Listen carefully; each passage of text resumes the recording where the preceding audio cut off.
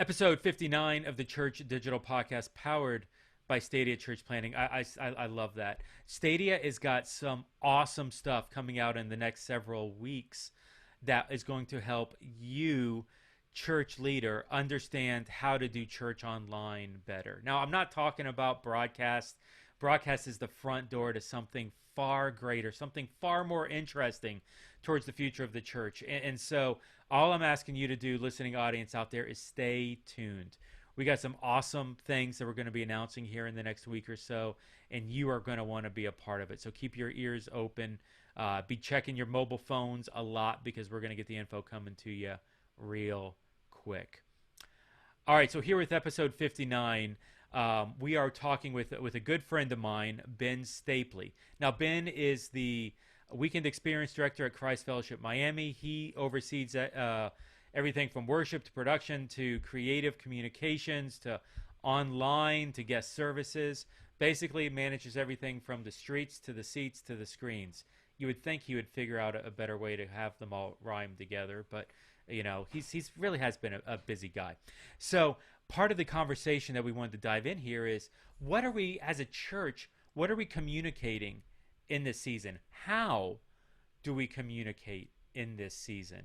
And who are we really communicating to? You see, somewhere along the past couple of weeks, in case you didn't notice, and I'm pretty sure you noticed, the rules changed on us.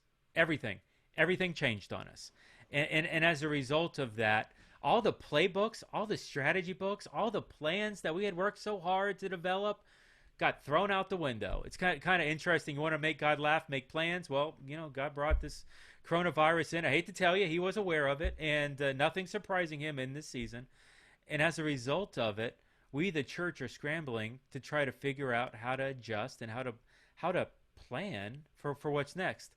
And really, that's what Ben addresses so well in this podcast, helping the church figure out how to plan, how to strategize, how to revisit what's important in our communication process. So this isn't as much church online as maybe some other things. And we dance around some church online stuff, dance around some social media things. But all in all, it's a great conversation that I think is good for leadership to hear right now as we're wrestling with how to help the church strategize and plan for what's next. So I'm bringing in, obviously, Ben Stapley, Weekend Experience Director, Christ Fellowship Miami. The guest host, of course, or co-host, I should say, Ray DiArmas from Christ Fellowship Miami, who actually works for Ben as the digital pastor, which is an interesting dynamic in this podcast. And myself, Jeff at the Church.digital, in a conversation that I'm calling Church Communications During Coronavirus. Okay, everybody, here you go. Yeah, so I'll give a quick synopsis of what I did, and then how I've had to pivot since then. So I serve on the executive team at Christ Fellowship Miami, oversee the worship, production, online, and creative departments, guest services as well. Don't want to forget about them. And so that was my role beforehand, basically making sure that we got a great experience going from the seats, from the streets to the seats to the screen. Since then, really quickly, we've eliminated that first, right? From the first two things, from the streets, no guest services, to the seats. We don't have auditoriums in which are putting on experiences, to the screens. Now it's all just screens. So I've basically taken, like, you know, my whole work week, a third, or oversight, a third, and we've pushed everyone into that last third. How do we make this great experience exclusively online for our screens, disregarding the seats and the streets? So that's how things have radically changed in the last 2 weeks. Mm-hmm.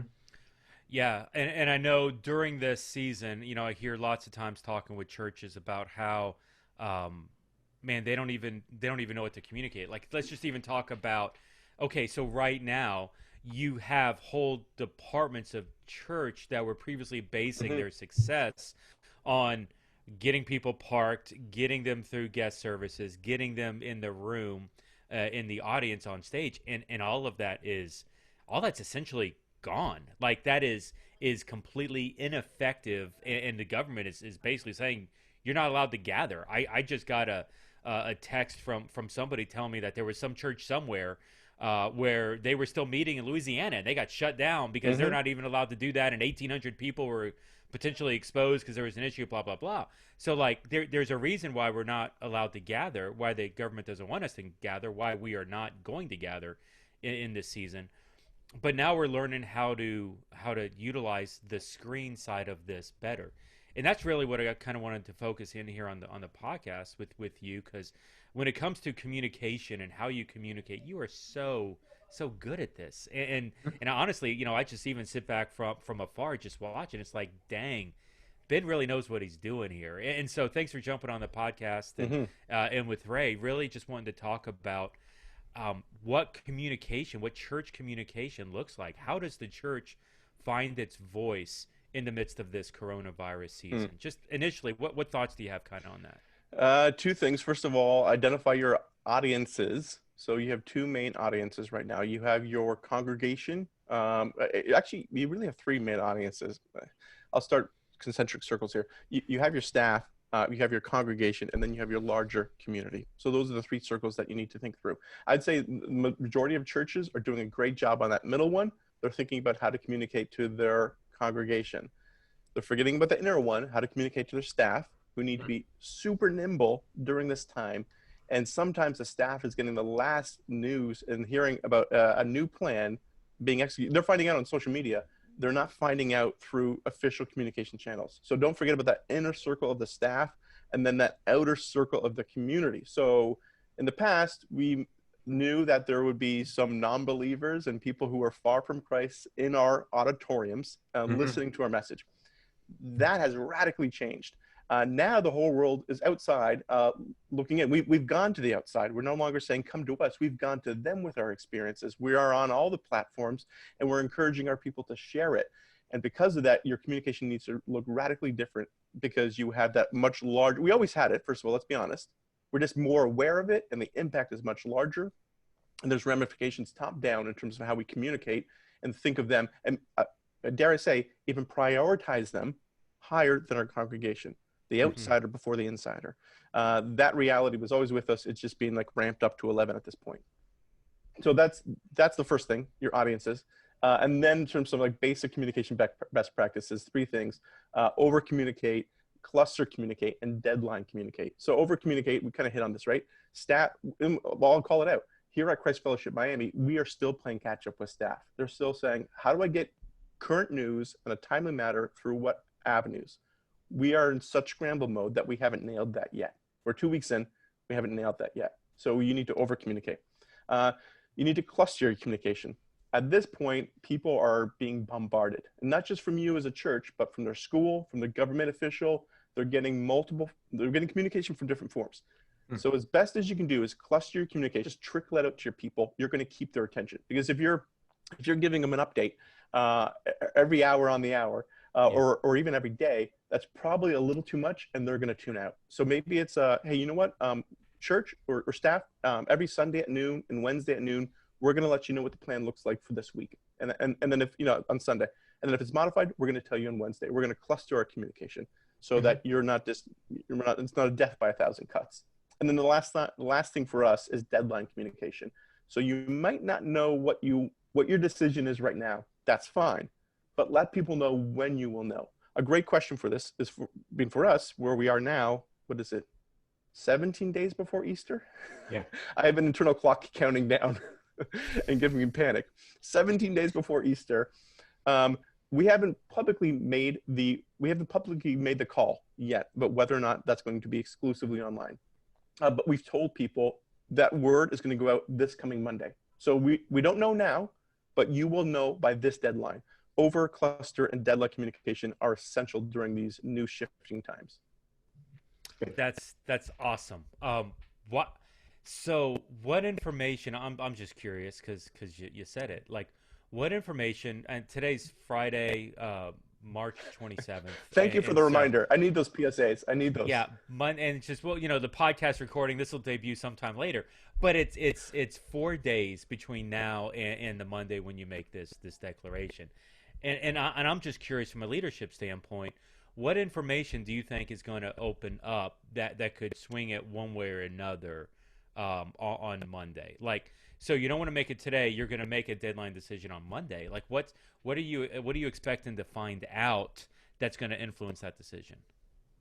For us, it's a couple things. We're trying to wait to the last minute to make that call, because the last thing we want to do is, and I'd say things have probably changed pretty drastically in the past couple of days, but we didn't want to make that call too early, and Hmm. then things clear up, and then we have to recommunicate. And every time you have to recommunicate, you lose audience. And so for us, let's figure out where the farthest deadline is that we can make that call and still have, I think it's 12 days come Monday, 12 days to communicate that. We feel that's a decent amount of time to get the word out. And so we picked that date about 2 weeks ago. We're going to Hmm. wait till this day to publicly make the call, because we still can get it done. But we don't want to make, we're looking 2 weeks before when this all started to happen. We don't Yeah. want to make the call now. And this appeared to be an over panic. It's not an over panic. We're clear about that at this point. But Yeah. that was some of the decision making process. Okay. What's the least amount of time that we need? And then let's make the call then. Yeah, sorry, that makes a lot more sense. Just kind of piecing together and seeing the thought process. Where 2 weeks earlier, you picked a strategic, arbitrary Mm-hmm. day of saying, "Hey, we're going to make the decision here," and then you're watching things kind of roll out within that. Well, and at This, least by picking the strategic day, you then now know, okay, this gives staff time to swing and do what they need to do to be able to still manage it, to execute for Easter. there's also a fascinating thing here in terms of, we talk about communication. How do we communicate well as a larger church? So when we reopen the doors, and I'd love to ask you guys have talked to more people than I have. Um, how do we do this well as a capital C church? So in other words, some people are saying, well, as a cynic, if I open my door sooner, I might get a bigger flock.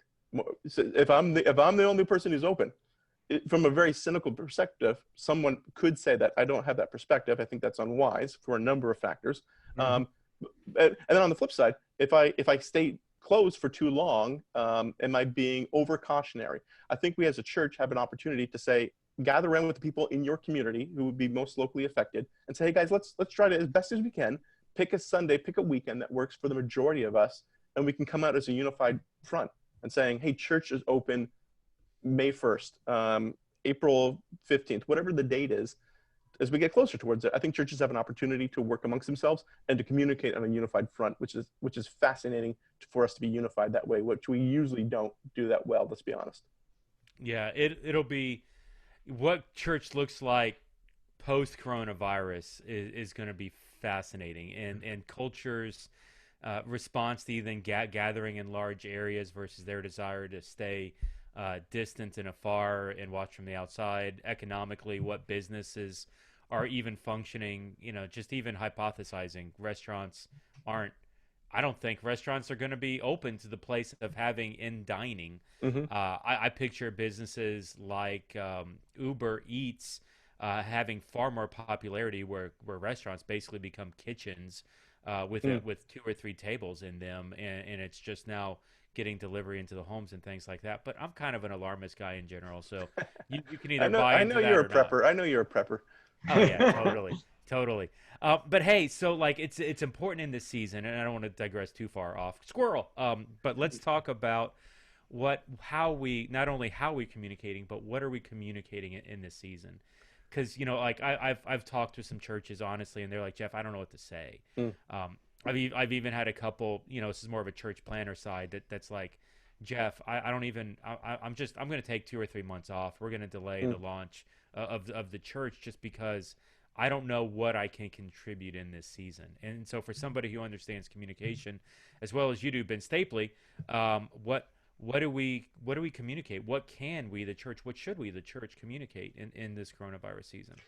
Yeah, that's unique towards each local ministry, right? To obviously contextualize what you feel God's calling you towards. The thing that I feel He's been calling me, calling Christ Fellowship, and the one, if I had like three talking points for other churches, or words even, is hope, pivot, and merge. So hope, you need to get as much of that from Jesus as you can desperately, because each day has its own unique challenges, and your people, again, looking at those concentric circles, your staff, your community, your congregation, and your community desperately need that during this time. Colin Powell had a quote. I used to love it. Never underestimate the power of a positive attitude. And people desperately need that. So come in with hope. The second thing is pivot. I'm picturing that scene from Friends with a couch. I think we all know it. Pivot, Pivot, pivot. pivot, pivot. I think I've heard pivot a lot of times. um, Along with out of an abundance of caution. Those are the two phrases I've heard a lot during the season. Pivot and that. And so churches, make sure to pivot as much as you can. Whatever your game plans were, be willing to throw them out the window and to come back to the drawing board. We've been doing this with our community engagement. All of our programming, kids, students, and adults. I know we talked to some of our other staff about that, but basically saying, let's go back to the drawing board and let's completely pivot from what we've done to what we now need to do. And then the last communication, like what we should be saying, is to identify the elephant in the room and to call it out and to be mature about it, is to talk about the merger. The merger needs during this not even during this upcoming season, now. There are a lot of churches across this nation who are on the financial fence and we're on the financial bubble. And this shock to their giving, shock to the economy, and then the shock to their giving, it may no longer make them financially viable. Those churches in that circumstances, my encouragement, my counsel, as lovingly as I can say it, is to look around at other churches in your area and to look for other ones that you admire, that you esteem, that you agree with theologically. And you say, if we had to close our doors, hopefully not, but if we had to, how can the work of God through another church continue to operate on our facilities at our campus? And those are conversations, that is thoughts that need to be happening now for lead pastors across this nation. And those are conversations that need to take place now. First of all, if nothing else, other than to reach out to another church and say, can you help me? We're really struggling here. You're doing something well. How can you help me? And then, worst case scenario, if doors had to be closed, you know what? I'd love to pass the baton off to you guys for this foreseeable future. These are conversations that are tough, but we need to be mature enough to have them now. Talking about resourcing. So those are the three words. I'll do a quick shout out for my church as well. We talked about having to potentially help churches down the road with merger opportunities. Before we even get there, church, how can you help your local churches do ministry well in this new time? What can you uniquely offer towards them? For us, we have been blessed with a broadcast facility. We got cameras, we got a stage, we have staff on hand. And so we've publicly put out the word to Miami pastors, hey, if you want to do a road trip, even beyond, to come on down to our facilities, use our stage. We have it slots. I think that the bit.ly link is record your message. If you go to that, you could schedule a time with us now to record. And we will make our facilities and our staff available for you to get that content if you can't do it yourself. So that's how we have been uniquely blessed and how we are blessing others. Churches across the nation need to be thinking about this, how we can support each other and get us through this time. That's awesome. And I love the fact that you guys are opening up and the production teams that you guys have are helping to produce messages for others. I've known churches locally here in Miami that have taken advantage of that kind of in this coronavirus season. I want to bounce an idea off you. And the merger aspect, I love it. And even just in some of the conversations, and this is all forecasting and hypothetical, and maybe it's this number, maybe it's worse, but I've heard as much as 20%. I've heard higher numbers, but 20% seems to be the consistent one. 20% of churches aren't going to reopen their doors out of this season, especially if it extends on. And so, the challenge, there's a lot of church planners that listen to this, and the challenge for church planners to fill in, working with Stadia, the challenge for us to reinforce and to fill in some of those gaps, even to gird up at your level, what you're talking about of, hey, don't shut down, consider a merger, consider something else, multi-site churches being able to absorb some of that weight as well. I think we're all going to play different roles in that. I was talking to a small church. I just would love your idea on this, your take. And it's basically going back to the Life Church network model, where there was a network of churches where content was shared but not necessarily the full merger of that. And this may be a curveball from left field, but was talking with a small church pastor out in the Midwest, okay? And it's a friend of mine, and he's like, Jeff, you know what? I really think there's an opportunity for bigger churches to share content, to be able to resource some smaller churches, even in this season. Maybe it's not the full discipleship. Maybe it's not the full congratulations, you're now a campus of this. But even if it's just sharing some content to allow the smaller churches to gain a foothold until it can kind of recoup. I'm just curious, kind of your take on something like that. What would that look like? A network of churches connected out of a larger mega multi-site church, something like that. You know, it's already happening in relationship to how Life Church has had for years the open resource. I wasn't even aware of this, but they have complete kids programming now available for you to download and plug and play. And you can take as much of it as you want or as little. And so maybe you don't have the bandwidth to create that yourselves, or you just have your kids director appear on the iPhone and say, hey, welcome to our experience. We got a great teaching from you today. Let's jump in. And so you can do a mishmash of that, but that content is out there for churches who are looking for it, who say, I can't do this myself. And I hear what you're saying, Jeff. I guess I would leave it to the kind of crudely put, I think there's going to come out of this some, and there already have been, some top content creators who are out there, stellar stuff. Theologically down the middle, that majority of people feel comfortable using, production level high, plug and play. And so I think that content is there, and I think that will continue to go. I don't know if the vast majority of mid-sized churches need to get in that game. I think we got experts doing it at the top of their game, and we allowed them to do that, and we figure out how we contextualize that in our local congregation. So like to answer your question, I think there just needs to be like 5 players in that arena, and them to knock it out of the park, and for the rest of us to borrow it as we need to. Yeah. And there's a humility aspect to that too, right, Ben? Because that means that a lot of churches who are used to creating their own stuff, it's like, no, you know what? We're willing to outsource that for the sake of being good at what we're supposed to be good at. Yeah. Yeah. I'd say that it's funny. I have friends up in the Meeting House up in Toronto, Ontario. And like I've encouraged, they've looked at that, and they ultimately had to, they've done it for years, make their own kids content just because the regional accent is so different.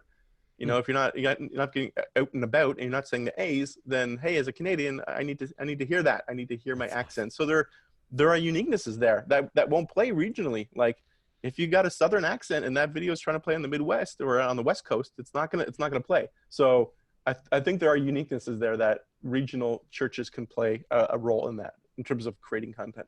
That's good. Ben, you do such a great job, and I think you're great at leading us through how to stay on message through multiple platforms. And to me, the best way that you do that is by leveraging Google Docs with us as a team. To me, it's just so practical. It's unique to you. I've never been led by a leader who's done this. And so can you kind of break that down for a lot of folks? Because it's a free, easy tool that can help. To me, it would just change the way that so many people operate if they would leverage this platform in a way that you have. Yeah, I don't want to, maybe this is like a lot of your audience already knows this, so I apologize if they don't, but this is great advice, Ray. If there's like one thing on my tombstone, like I would like to see when I die is like that people have lovingly joked with me is if you can't pass it down until you write it down. So like, especially now, living on oral tradition and verbal communication is going to get degraded very quickly as it gets through the chain of commands. So I write down literally everything so I can pass it down. I use Google Docs on this for a couple very basic reasons. If I'm using Word, if it's not an active living document, and so people don't see the updates as I give them, kind of no brainer there. It's cloud-based, so whatever platform you're on, it will work for you. You don't need to have that piece of software. You just need to have access to the internet, and then you can access it. The other really nice feature about this is the commenting. So I can write out a document, give action steps, and then I can attach people to it in the comment section and assign tasks for them. And then when they're done that, they can resolve the tasks. So we can all see who's doing what and where the progress is. It's a, you know what it is? It's a quick and easy project management tool. Now it's a quick and easy one. It's not the best, but there's great project management tools. But if you need to get the process started, it's a great starting point, especially if you haven't got your whole church up onto Basecamp or Asana or Trello or whatever project management software you want to use. you can start with this before you get there. That's super helpful for people moving along. That's how I see it. But Ray, you're also a user. What have you found to be the benefits? So especially with keeping message across the board the same, because there's so many different platforms through which to communicate through for creatives, right? Whether it's, hey, we're doing mass text, or we're doing Instagram posts, or we're doing this. This to me has been, and to make sure that we all stay on message and that there's not variances of the message, that it's as simple as copy paste, even to the point where Ben's done such a good job of breaking out. All right, so here's the main communication, and then we're going to shrink that down to 140 characters so that it fits within a text, so that it fits within a tweet, so that for our communications director, she can come back to this and say, okay, so this is what the email copy looks like, copy paste. Church Online guy, me, I can make sure that that's in a pinned comment, or that our chat hosts are armed with the same communication. For our social media directors, they now have access to that same document, so that the same message, there's no variances in date, time, or even just suggestive comments. There's no variances there, because that's where communication, to me, really starts to break down, is everybody's operating in their own space, and then they're all just even a fraction off. And the next thing you know, people are asking questions, and the communication gets convoluted. Yeah. The other thing helpful for us, Ray, and Jeff, is once this crisis started, we just created a virus response, and it literally had like, the first day we're doing this, and then it was the next week underneath that, and we're now going week to week, because the plan has changed so much. So what students was doing last week is not the same as this week. What community engagement is doing now this week is not going to be the same as next week. And so for us, that's a hub where all of our core staff goes towards, and to say, what's happening this week? How do I get a quick synopsis? It's all here. We're all up to speed. So if you're a church and you haven't done that yet, write it down so you can pass it down. It's good. And especially for us, and this is me on the practical side, speaking as somebody who works with and underneath Ben, those 3 concentric circles, I can say that it's helped develop that first one in terms of the staff, making sure that we're all on the same page. Because so often, once again, if we were back in our oral tradition, so much gets lost between, hey, we had a Tuesday meeting and now it's time for Thursday execution. So much gets lost in between there, that if it wasn't written down, translation would be completely different in terms of the message. Yeah. So how upset are you going to be when Christ Fellowship IT says, hey, we're abandoning Google, instead going to Microsoft? Could you do that on Microsoft? Like, that wouldn't, can you? Yeah. So it's the collaboration and the tasks and the cloud-based? Oh, I'm going to convert you. I'm going to convert you, Jeff. Oh, no, listen, I'm a Google guy through and through. I've been doing it for decades. I actually brought Christ Fellowship to Google in like 2003, and like Stadia, being on board with them, they're like, hey, we use Microsoft Office, and I'm like, dear God, no, please, I don't, no, not Word, no, I don't know this stuff, and so I'm having to reprogram. I am so used to the Google stuff, it's crazy. So anyway. I don't think Ben maybe would I don't do anything. I think I personally might set a building on fire if we went to Office 365 as opposed to Google Docs. I think I would take care of that for him. Yeah, I reached out to the IT guy, because every time I try to save something in the cloud, the file ends up getting corrupted. And I'm like, okay, I'm a smart guy. Like, I should be able not to have files automatically get corrupted anytime I try to save it into the cloud. But maybe that's just a Jeff problem, which is cool. It probably is. But let's kind of, I'm digressing. Oh, once again, squirrel. Let's kind of stay on task here with the podcast here and keep rolling. Which ironically gets us to the next topic I wanted to hit on, which is this idea of keeping people on mission. And so this is a conversation, the question that I ask a lot these days. Like, what's the purpose of church in this coronavirus season? Beyond just the services, great. We worked really hard to get the services online. We're doing that. That's awesome. There's got to be something else. Just like any church, any given Sunday, there's more to just even the physical church ministry before coronavirus. It was more than just that 1 hour on Sunday. So, like, how do we keep, as a church, how do we keep our people on mission? And arguably even contextualized with that, what is our mission? What's the why? Why are we keeping people on mission, and what is the church on mission? Yeah. What does that even mean? I'll break it down to 2 groups, internally and externally. So how do you keep your staff on mission, and then how do you keep your congregation and community on mission? So first of all, again, low-hanging fruit. But if you haven't utilized some of the video-based communication tools out there, like we're using right now, Zoom, Google Hangouts is another great one. It's a free service already embedded in Google Calendar. as a default for all of your meetings. Utilize those for a couple reasons. First of all, I can get little nuance through a text or an email through the written word. I can get a little more through hearing your voice. I can hear the tone and the emotion behind it. I get a lot more when I see your face and I see you engaging with me, or I see you disengaging with me. So if you're a church staff and you haven't leveraged video conferencing yet, do it ASAP, because your staff desperately needs to see, again, the optimism that you as a lead pastor or executive pastor have, that we are going to get through this. Christ is still on the throne. I believe in him. More importantly, not what I believe, he believes in us. He believes that he's empowered us to accomplish it. Your staff need to see that desperately. So leverage these video tools to communicate that to them internally. And then the next thing internally is keep some type of regular, it's going to be a new normal, a new rhythm for you guys, but develop a new rhythm. Everybody needs parameters and consistency to flourish. So what is that consistency for your staff? So you may have, 5 meetings in the course of your week, whatever it was. Maybe it's reduced down to 2 or even just 1. Stick to that. Stick to that regular pattern where your staff knows they're gonna meet with you, they're gonna hear from you. More importantly, they're gonna see you, and they're gonna know what the game plan is for the upcoming week. That's vital to keep your staff keep going on. And then the next thing is, and I'll call this out. I've been bad at this. I've been running and gunning, and I have not given the pastoral support my staff needs. It's all been strategy. It's all been logistics. It's all been execution. And the relational, the spiritual, the pastoral component has fallen to the bottom of my priority list right now. And it's embarrassing to call myself out in it, because we desperately need that. I desperately need that. They desperately need that. So I'll challenge other leaders to give that to their people as well, not just marching orders, but give them the spiritual shepherding they need during the season as well, myself included. So that's internally. Then externally, how does the church still be the church?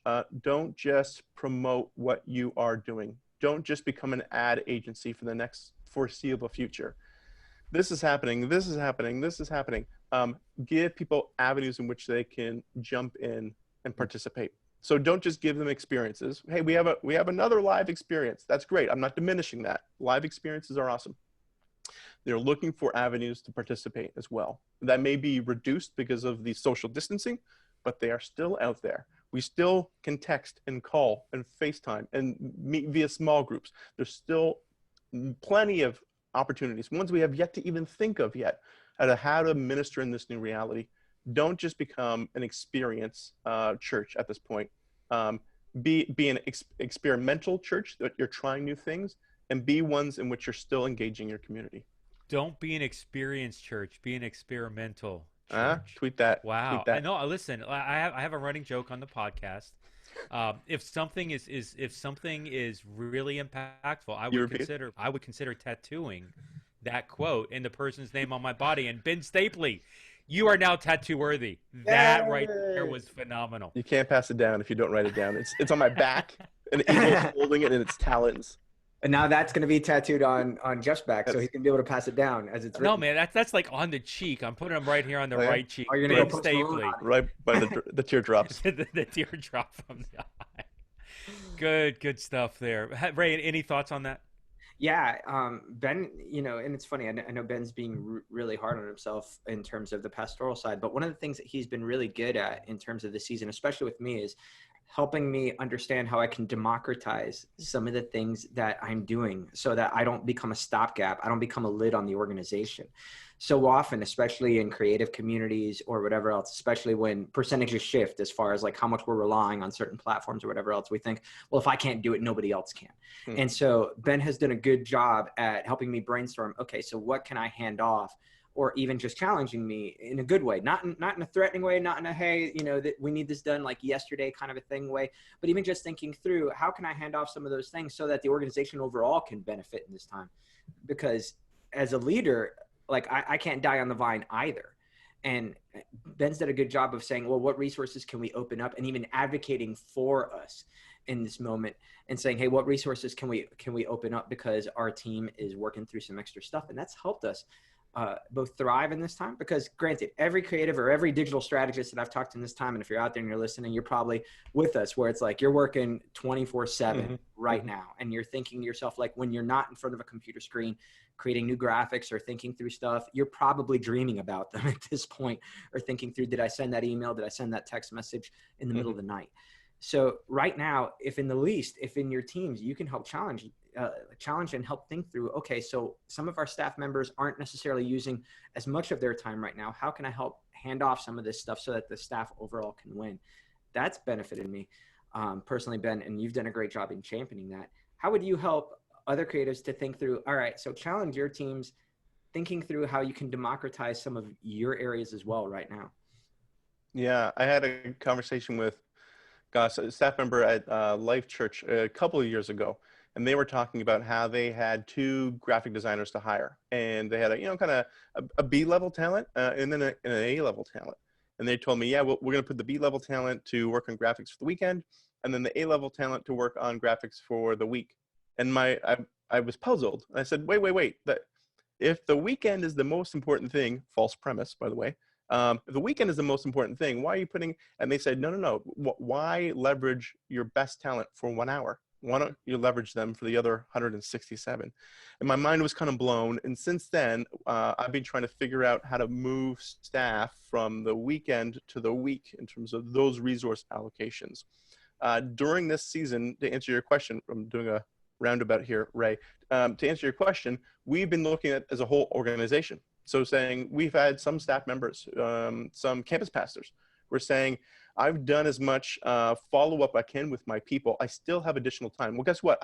I have graphic design in my toolbox. How can I help out? I know how to shoot content. How can I help out?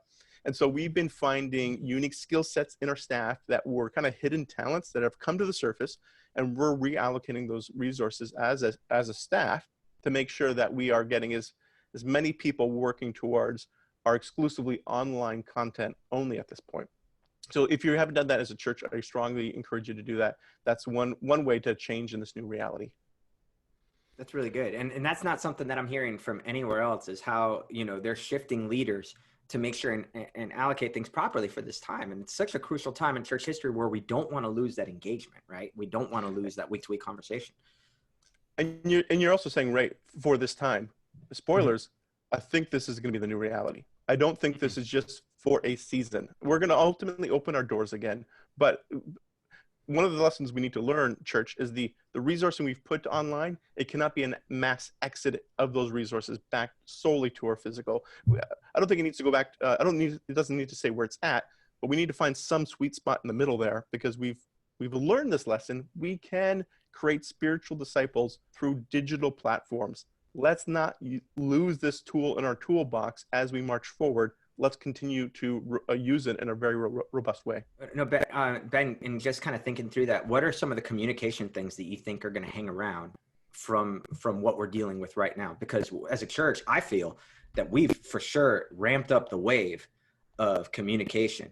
And so what do you think is going to hang around right now in terms of even when we exit the season, when the doors open up and we can do, Saturday night and Sunday morning services again in person, what do you think is going to stay as far as what we term the 167, like communicating during the week?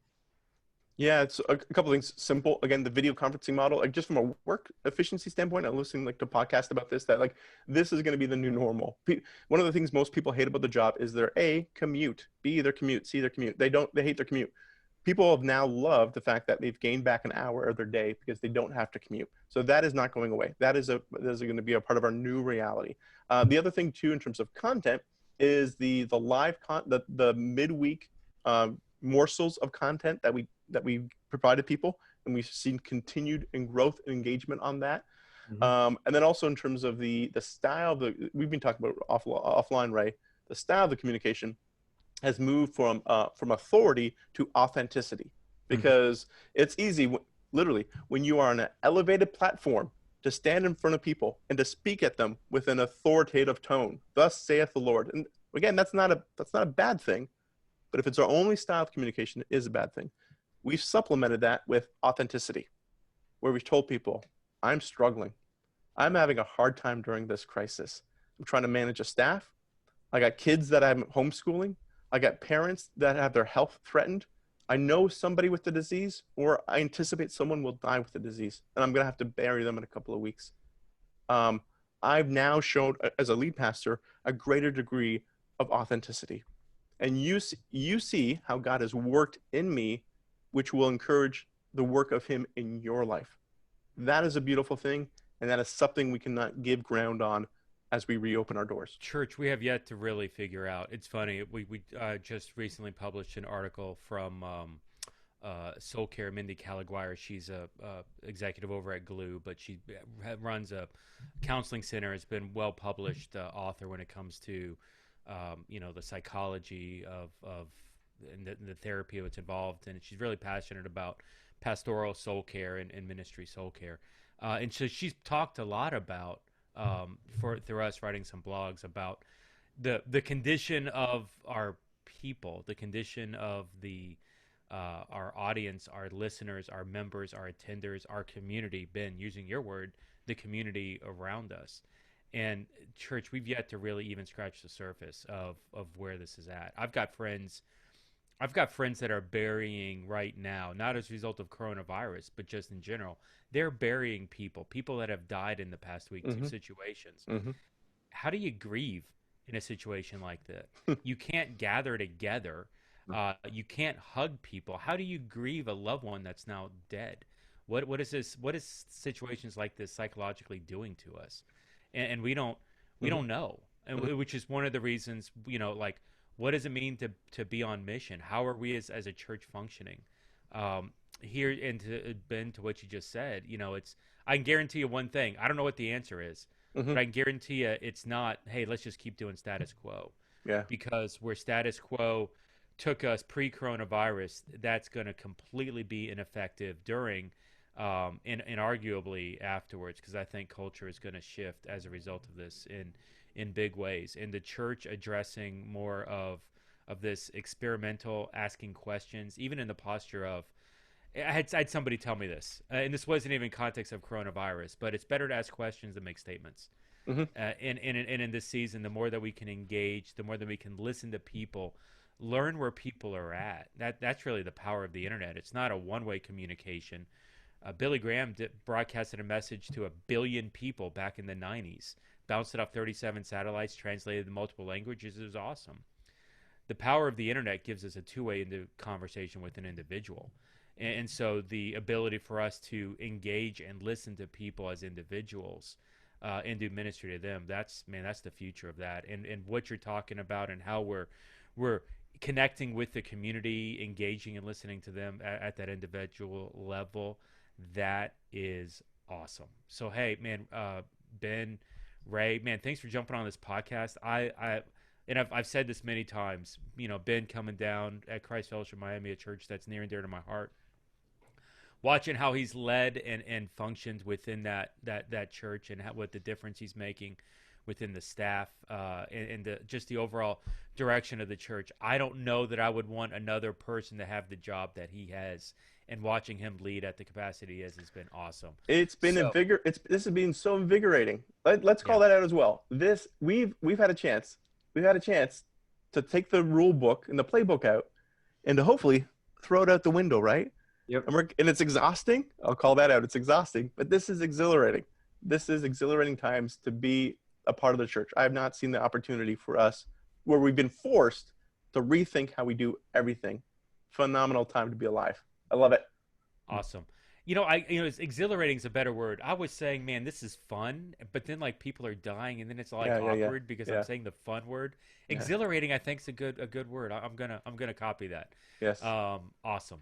And so I'm gonna learn how to say it with a Canadian accent, maybe while eating some Canadian bacon, and that'll just give me the full Ben Stapley experience. So don't stereotype my people. Awesome. So hey, Ray, as we're landing the plane, any closing thoughts? Yeah, so much of what Ben said is right about having to throw out the playbook. And if you've got to rewrite a new playbook right now, I would encourage you to do the things that he said at the beginning, to make sure and over communicate, to cluster communicate. And then what was the last one, Ben? I wanted to make sure and nail the wording right. Deadline communicate. Yeah. Deadline communicate. That's been so important for us as an organization. But not just that, this isn't like a now thing, like what Ben was saying. That's moving forward in terms of making sure that your congregation stays informed. Christ Fellowship, we're 7,000 some odd people in a service on the weekend, before all this hit. And then we're reaching much more online, like many of your churches are right now. But the big thing is do they understand? Do they know? And do your staff members have a clear understanding? Your staff members, like the congregation, they're a wonderful litmus test. But if your staff can't articulate to you what your current communication is, if they can't repeat it back to you, then something is wrong, something is missing. And those three things are key. They've been key for us, and I hope they're key for you moving forward. Awesome. Well said there. Ben, any closing thoughts as we're landing the plane? One last question, Ray and Jeff. Is it 4 or 5? Because I know it's not 6. Is it 4 or 5 hours of sleep that you've been getting each night? Because again, I know it's not 6. Is it good hours? Are we talking? Is it 4 hours? Or is it 5 hours? Because I know it's not 6. How many hours of sleep have you been getting on average each night? 4 or 5? Since I started watching Tiger King, my concerns have grown. So it's maybe about 4. Knowing that there are people like that in Miami-Dade County in my backyard, it's maybe 3.5 now. So that's awesome. You know what? I'm gonna just give true testimony right here. I'm 6. I have. It was for a stretch. It was 3. Mm-hmm. And I hit, and just I'll call it out. I hit a wall. I don't know, about a week ago today, from the recording, so probably like somewhere around March 20th. And it was like, okay, I can't keep doing this. My family's like, Jeff, you can't keep doing this. My dog's looking at me with "Why don't you love me anymore?" eyes, just because I was the guy stuck in front of a laptop or on a phone or staring at a web camera, so much. And so I paused enough to, and Ben, this is kind of giving some credence to your some of your earlier stuff, but I brought some Stadia team around me, some of the guys that work regionally, and was, okay, this is what I do. These are the questions that you should be asking. This is some resources. Here's some online things. And they started on their own, reading blogs, listening to podcasts, starting to understand more of the church online. And what was phenomenal for me coming out of that was, instead of me being the only guy within the entire organization that was passionate about church online, all of a sudden I had very intelligent minions kind of running around working with churches, talking church online. Now, I don't know that they understand all the philosophical stuff, but dude, they can throw down and get dirty and answer some of the basic questions on this at the level they are now. Mm-hmm. And that enabled me to kind of step back. I still get, even in the context of like random phone calls and things, and we'll talk about it later, I just got a text from a guy I haven't talked to in a decade. Mm-hmm. And he's like, Jeff, I'm desperate. I need to talk to you ASAP. And so some of that's still coming. That's great. And there's always going to be opportunities to do things. But I mean, there's a season where you got to burn it. Even in my own life, in Christmas season, I mean, I'll call it out. There were years where I worked 96, 98, 102 hours a week, leading into like the Palm Sunday to Easter Sunday work as a production guy. Totally not healthy, totally not the right thing. Sometimes you just gotta play it. But in seasons like this, where you've got staff who may not, I think, Ben, you used the word, like, job descriptions are out the window, or they're destroyed, or they're invalid. Because at this point, nothing that we do is what it was when we created these things. Yep. Take the time, and this is my lesson. Take the time to have the conversation with the person who has no clue what they're doing, and train them. Because oftentimes it's better to at least to have a compadre, a friend along the ride. At best, another representative that now allows to multiply what you're doing across 2 and 3. There's that old adage, right? You can have control or you can have growth, but you can't have both. And this is an opportunity, especially people who are overseeing creatives and digital assets, to release control to have greater growth. Yep. And even then, a helpful tool for me that's worked out well, that once again, I mean, this was a lot of Ben's leadership, was writing manuals on Google Docs and then sharing them. It's something as simple as that. Even from everything from, here's where to upload video, here's our style guide, and handing a lot of that off, lovingly, like walking people through the doc, but handing a lot of that off this way, and then going back and refining the manuals in case anything wasn't clear. These are good things that if you've got all the knowledge over your ministry, then you're a lid. You're a lid. Like there's no other way to say it. You're a lid on what else can happen, and especially in this era. And so it's important as much as possible to write it down so you can pass it down. Right, Ben? Heck yeah. Tattoo that, Jeff. No, I'm more interested in the controlled grow. I say that all the time. Somebody else told it to me. Greg so Rochelle, their baby. name gets. Was it Groeschel? Is it a Yeah, Craig? yeah. Craigism, man. Okay. It's Craigism. Yeah, Craig gets he's got 4 or 5 credits on my back somewhere. So I might have to give it to somebody else. Someone else told me the quote, so I'm going to give them credit. And it wasn't Ben Stapley, but I love the fact that Ben said it. Hey, so we're going to land the plane. This has been awesome. I mean, I love spending time with these guys. Ben, and I know, Ben, you are using your online platforms as well to help communicate and help churches out there. So if somebody wanted to keep up with what you're doing, how do they find you? Yeah, go to benstapley.info. You can find information there about me, or follow me on social media. I'm on all the platforms, I think, at this point. Yep. Subscribe to my man's YouTube channel. Look for Ben Stapley on YouTube. Let's get him 1,000+ subscribers. Let's get it going. Do this thing. You don't even give that endorsement for me, and you're giving it to Ben. Of course, man. I got to try and embrace this across the board. I'm trying to get this multi-platform thing down, and I want people to engage this podcast. That's the thing that I push the most. But when it comes to, but here's the big thing. And Ben is trying, he's done a good job of moving his content over there. A lot of that content, it needs to be visual specifically because of the hosting moments.